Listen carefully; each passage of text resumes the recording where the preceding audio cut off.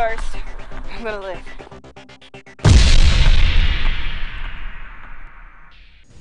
I'll bet you figured that out, but that was the trailer for the new film Cerulean. On Friday, August 9th, the film will have its premiere at Cinema Center. This film has been the work of a small but mighty group of students and faculty from IPFW. Alan Etter and Lucas Carter are here today to talk about their work with the project. Welcome to both of you. Thank you. I think this is so exciting to see a trailer, and it's like, wow, the big movie is coming up behind that. And, you know, Alan, tell me about what the movie is about, first of all. Well, it's basically about survival. It's 5 people stranded on a distant world in the future. And even though it's science fiction, it's more character-driven. There's not aliens and all sorts of things like that. But it's basically how these 5 struggle to survive on this world that's getting more and more desolate as the weather temperatures drop and the storms roll in. So would you characterize it as a sci-fi drama? Yeah, I would definitely say it's a character-driven sci-fi drama. It's a movie that easily could have been played out as a Western, stranded out in the middle of a desert, you know, trying to get to the train for rescue, that sort of a thing. And it's taking place in the future? Yes. And is this Earth? No, it's a distant world. It's mentioned that Earth has basically been destroyed. It's desolate, and yeah, things aren't looking too good for our people here in the film. Well, you know, I want you to tell me how you came up with this idea, because I think it's fascinating to think what happens when Earth ends. I mean, I don't know how did this whole idea start coming up with this? Well, I was on vacation heading to Myrtle Beach, and I was so excited about taking my boys to see the ocean for the first time. And I thought, wouldn't it be interesting if we have a character who has a decision she has to make to lead this group of people to safety, to the drop ship that can get them off this planet, or she realizes there's an ocean and she's never seen an ocean before because Earth is decimated. And so what is she going to choose? Is she going to choose rescue, or is she going to choose to follow her dream and put her feet in the ocean, which is something she's never done before? So I think the Cerulean then has a couple of different meanings. This is the main character, and the title of the movie, so it's kind of her story. Yeah, and she's actually named after the color of the ocean. So it's the Cerulean for blue, right, and maybe even Cerulean for a planet-shaped blue marble thing that's out there. How did you come up with that name? Was it just because it was representative of so many things? Mainly just the color of the ocean, and just I've always liked that color of paint, and it just sounded cool. So. It does sound cool, Cerulean. That's fun to say. Now, Lucas, I want to talk about your work with the soundtrack for the movie, because Alan, I understand you had originally written the soundtracks yourself, but then Lucas, you came into the picture. How did you learn about this project? I was taking classes with Alan, and so he, at various points, would show me different parts of the movie and what they've been doing with it. At that point, I'd been playing with some things, and I thought about writing a soundtrack for a while, and so I took it back to the rest of the people in my band. And we talked about, you know, if it was something that we wanted to pursue, and so we wrote a song for it, and Alan enjoyed it, so we went from there. So how long have you been with this band? We've been playing for about 3.5, 4 years now. So you've got some time together. Yeah. And what kind of music do you play? It's mostly instrumental. A genre called math rock, basically just complicated music, and with some vocals here and there. We went much more instrumental since the soundtrack. So is that the type of music then you incorporated into the soundtrack? Yes. You kind of saw what Alan was doing and said, oh, wait a minute, I think that's right up our alley. Exactly.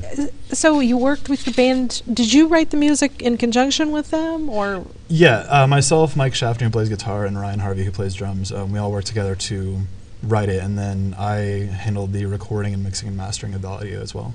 And was this process what you expected? I mean, if you've never written a soundtrack before, you know, what do? Do you just keep watching the movie, or you learn the storyline, or how do you go about that? We actually never saw the movie until it was already done. Really? We had a list of themes for each part of the movie. You know, Cerulean had her own theme, and a couple other characters had a concept of what, you know, they kind of embodied, and we just went from there. We didn't really see anything line up until it was done, which was kind of cool to see. Because you had to finish the film in order to watch how all that. So that just is fascinating to me, because it's like, oh, sure, I can write a soundtrack, Yeah. and then you do, Yeah. you know, and so to watch it all together. So you, how long did your work take on the movie? It took about 14 months, I believe. Wow. Yeah. And Alan, from start to finish for the movie, how long would you say that process is? Probably about a little over 2.5 years. Wow. Yeah, there was a lot of post-production that took a lot of time, color balancing, adding in special effects. I was working with an artist from England, Andrew Glazebrook, who's done some work on some projects over there, a lot of big stuff, and he volunteered to do some effects for us, so waiting for that to come in. Another friend over in Scotland did some work for me, and then our own instructor, Andreas Montenegro, in the VCD, he did some work for us as well. So trying to compile all that stuff together, and then remixing in sound, and it was just a very long process. Yeah. Now, tell me about the company from England who helped you with the special effects. Well, What did he's they do? actually an independent artist. Oh, okay. He worked on a film actually TV series called Hyperdrive over there, and he did some of our effects, like when you see the ship crashing here. Right. He actually designed the spaceship that we see in the opening scene, based on something that I'd sketched out and sent to him, and then a couple of our students actually built it originally in Maya, and then sent it to him to be completed and tackled that way. So it's really an international collaboration. Yeah. We're talking about Andres Montenegro and these students. How many other students worked on this project? Well, we had 6 actors. 5 were current students, and 1 was a student who graduated. And then we had probably about 15 other students that kind of came and went. Some just, you may have seen the scene just a minute ago where they were holding onto the scanning device. You saw all this stuff like a hologram. Right. And Tony was one of our students who worked on that for us. And some worked on sequences that only last 5 seconds. Others worked on sequences that lasted, up to a minute. So it was just whatever a student felt they were capable of doing. That's wonderful that you could involve them in that. Now, you're an instructor of video and Intermedia at IPFW. Tell me, what is Intermedia? It's a new term to me. Intermedia is kind of like, it's all the things that go together in like web design and video and mixed media on a video computer, all that kind of stuff.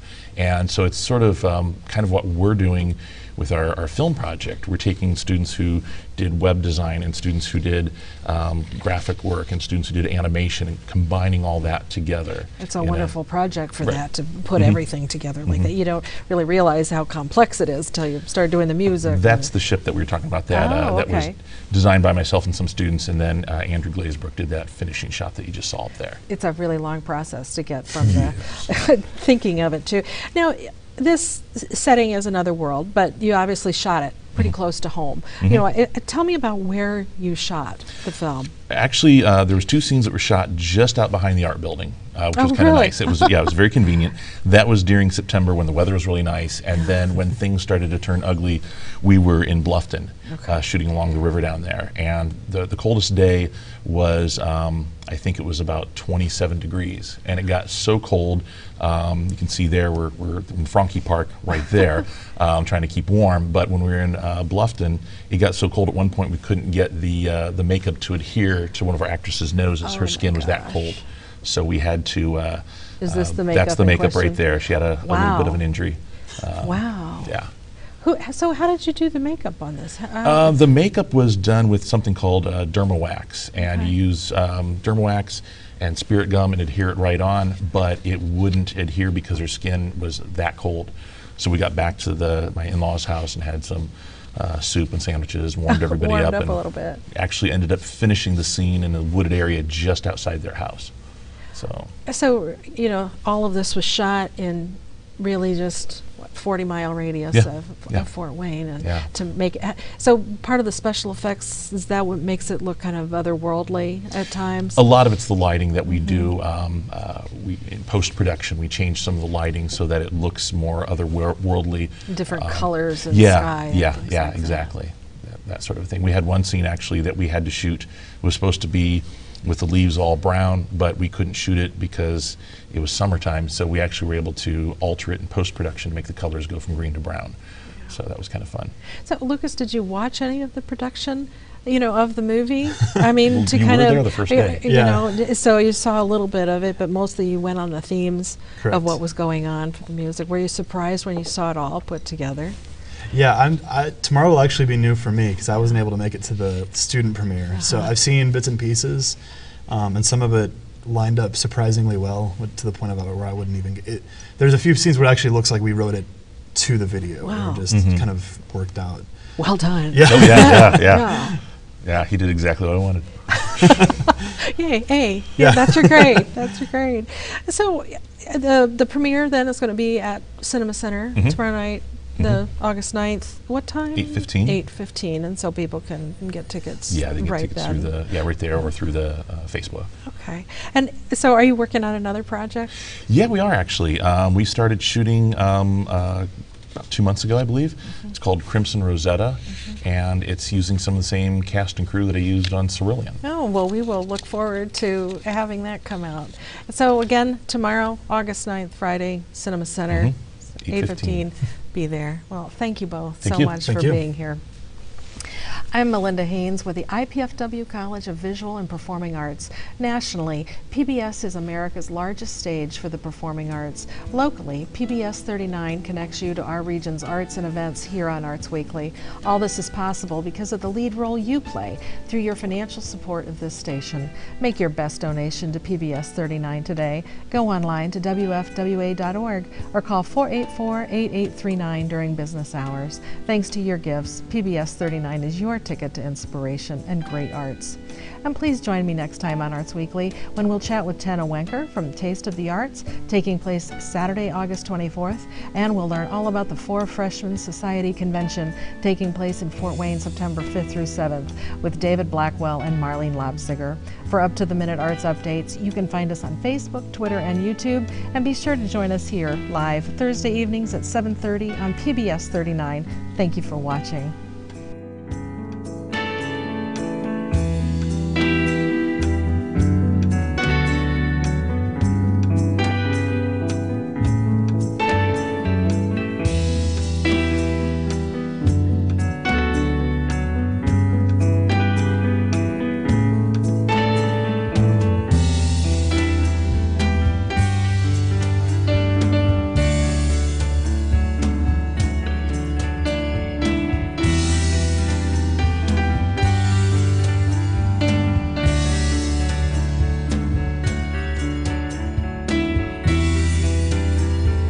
The preceding program on PBS 39 was made possible in part by Arts Weekly, celebrating regional expression, performance, and creativity, is brought to you in part by the Edward D. and Ione Auer Foundation, the Ian and Mimi Rowland Foundation, the family of Dr. Christopher and Kirsten LaSalle, and the support of viewers like you. Thank you.